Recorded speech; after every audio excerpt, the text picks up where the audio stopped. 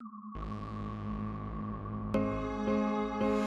are here and we are strong. Let's be counted as we move on. Make a difference, change lives as we tell our different stories. We are capable, beautiful. We are born to do great things. We're unstoppable, incredible, 'cause we're differently abled, differently. Today, we are celebrating a momentous occasion, the 20th anniversary of National Council for Persons with Disabilities. For 2 decades, this organization has been a beacon of hope in advocating for the rights and inclusion for persons with disabilities. My name is Jane Theory. Welcome. Abled differently.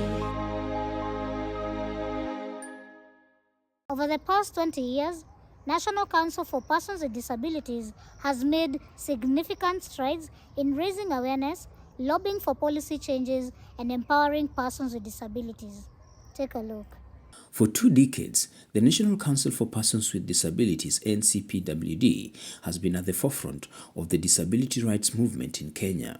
20 years ago, Kenya made a historic step in shattering the walls of exclusion by establishing its structure as state agency tasked with championing and protecting the rights of persons with disabilities in Kenya.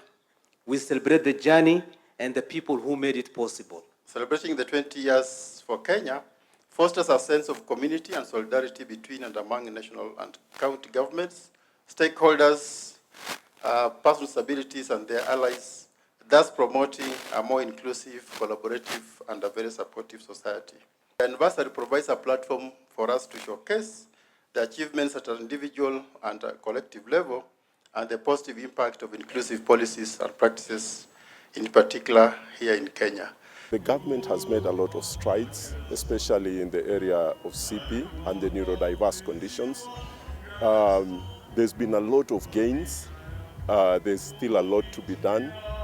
But that said, I think we are moving in the right direction. Mostly, I would urge the enforcement agencies to make sure that they enforce what has been agreed on. Because laws may be good on paper, but if they are not implemented and they are not enforced, then they do not serve as required. To mark this significant journey, the Council organized a 2-day conference that brought together diverse voices, united by a common goal. Our clarion call is to pursue more synergies and partnership together as one, irrespective of our differences. To the persons with disabilities, our life is of a challenge. The Holy Book tells us that God grants the greatest battle to his strongest children. The contemporary understanding of this is that our true strength is manifest during times of personal trials. Do not give up. Do not slow down on our fight for social inclusion. To the citizen, inclusion is a business of all of us. It is difficult every day to wake up as a person with disability. Because when you overcome one challenge, there is always that reminder that maybe you're not good enough. Whether you are a policymaker, a business leader, an educator, a healthcare professional, or an advocate, you have a part to play in shaping a future where people with disabilities are not seen as exceptions, but as equals. We are hopeful, like the bills that are in Parliament this year. We urge the Member of Parliament to consider the persons with disability bills so that we can be able to have a lot of benefits that can be able to bring on board all the diverse disability in place. From thought-provoking keynote speeches to insightful panel discussions, the conference explored a wide range of topics, including accessibility, inclusive education, employment opportunities, and mental health. The inclusion agenda is a collective commitment to ensure that individuals, regardless of their abilities are given an equal opportunities and meaningful participation in everyday life. Just the fact that we don't get the numbers right, not capturing those numbers just means there's an underestimation in terms of the support that we can give. So that then means that there are many people with disabilities in our country that have been rendered immobile just because they are not known where they are. We honor all the leaders who took advantage of the opportunity and platform availed to them and influence disability inclusion in their own way.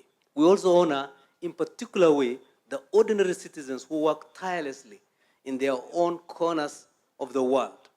The carpenter in rural Lokichar in Turkana, who uses his know-how to fix wheelchairs for his neighbors and children with disabilities. The numerous neighbors who go out of their way and donate the little they have to a breadwinner with disabilities so that he or she can provide for their families.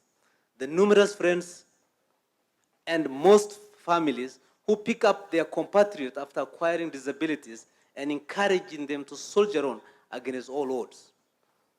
The many mothers and countable fathers, let me put it that way, who bear the brunt of social stigma because their children have disabilities, and yet they still support their children, giving them everything they have to ensure that they acquire education and life skills. We recognize some of the public workers in their corner offices who have the disability agenda close to their heart, but battle intense bureaucracies and lack of interest from their seniors sometimes to get the basic disability inclusion initiative done. Last year, we estimate that about 27 million people living with disability used air travel. 27 million people, not in Kenya, globally. But 27 people is instrumental. So people living with disability are also a big constituency for us as our patrons, as our customers, and as our passengers. Inclusion is not just a concept. It is a movement that challenges stereotypes, breaks down barriers, and redefines what is possible. It's a movement that acknowledges that everyone, regardless of their abilities, has the right to participate fully in all aspects of life, whether in education, employment, healthcare, or society at large. Disability is not a qualification.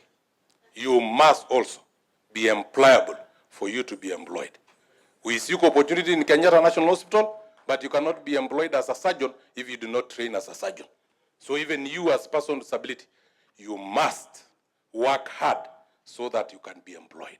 Persons with disability are the best to employ because they have attention to their work, they are hardworking, and they are very critical to promote or make an institution grow. All the speakers emphasized on the need of having a society where disability is not a barrier but a source of inclusion. The World Health Organization in its report noted that the number of persons with disabilities has increased substantially during the past decade due to different demographic changes such as population rising and the increase in the number of people with non-communicable diseases who are living longer and aging with limitation in functioning. We all need to be the change that the world would like to see us. So the extent to which the children with disability are able to lead happy life depends on our own willingness to confront barriers to change, the willingness to change our mindsets, and towards an inclusive and nurturing society that leaves no one behind, no child behind. We have our children with disabilities who are being violated. More so the boy, child, and the men with disabilities are also a critical category that are supposed to be talked about, who are going through gender-based violence in our homes. It's very critical and an area that needs to be made more aware. As we're doing activism, also remember persons with disability who are men are going through severe gender-based violence. We are celebrating that we now have persons with disabilities in high echelons of leadership. 5% should also apply to cabinet so that we break that glass ceiling. Disability is no longer to the walls of special interest groups. It cuts across all the demographics. Disability, fellow citizens, is therefore the new majority. As a result, the work we do today is not for a group of persons with disabilities out there. No. We do it for ourselves. You never know when this program will be your lifeline. We take a short break, but we'll be right back with more. Don't go too far. Differently abled, differently.